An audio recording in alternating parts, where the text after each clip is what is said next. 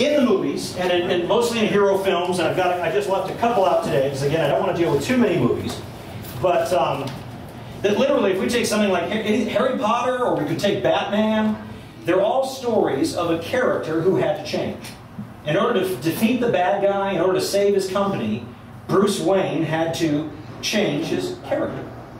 And we see this a lot, and so we see that Bruce Wayne was still Bruce Wayne, but Batman, his other character, was a synthesis of all that Bruce Wayne was and what more he challenged himself to be. So when I say character needed change, I don't want you to get rid of who you are. I need you to couple that to something that fits or is really powerful in today's world. Okay? Giving you another, and so we just keep going. So you have Harry Potter. And you have he starts off the film as an orphan foster kid living under the stairs, abused by his aunt and uncle. But then he becomes the hero and the wizard. He changes because a series of teachers at a school showed him how to become all that he could be. Without those teachers, he's just a kid with some accidental powers that, you know, and this is what happens in the real world, right? We have some accidental moments of greatness, but we can't control it, right? If we could just control it, right? Do you remember watching Back to the Future? Remember those Back to the Future TV shows? Do you remember the one, I don't know if it was number 2, when Doc comes back in the DeLorean from the future, and then so Marty McFly goes to the future, and there's this whole skateboard or hoverboard thing, but he finds that sports betting book of all the sports scores for 50 years. And so that changes the past because someone else gets it and bets on sports because they know the answer. And just imagine knowing the next 5 years outcomes of the NCAA championships and Super Bowl coming up, right? I'd be betting a lot. What's that? I would be betting a lot. Yeah, and how much money do you have right now? Okay, so you're not betting a lot right now, okay? Right?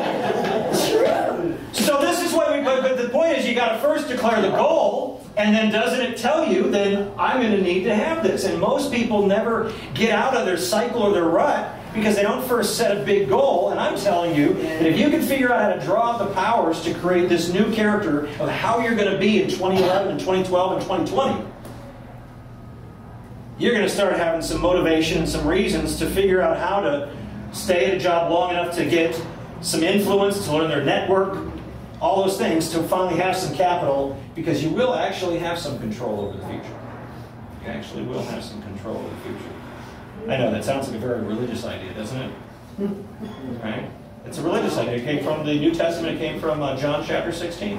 And when He, the Spirit of truth, is come, He'll show you all things, but He also show you things to come. Okay. Well, all I brought were movies, but anyway, the point is, in these movies, they're all written by a screenwriter, maybe an author. There was J.K. Rowling who penned this series from Harry Potter. But they're adapted for a movie with one principle that it's the key to the movie, and that is the character must change. Because unless young orphan Harry Potter changes into Harry Potter the Wizard hero, we don't have a movie. It's just another abuse story. Okay, so until there's a change, there's no story. And I know some people say, well, I want to write a book after all I've been through. Why? So I can cry? Right? So I commit suicide? Exactly. Right? People want to be empowered on how you went through the crap, but you went through. You went through the valley of the shadow of death. You didn't hang out there and build a campsite. Right? And I don't know if you've looked around for those who aren't from Vegas, but I'm from Vegas. And I was raised a mile down the street over here. And across the street, this campus called Catholic Charities used to be a place called Vegas Village. There's a big department store where I got bell-bottom Levi's in the 70s.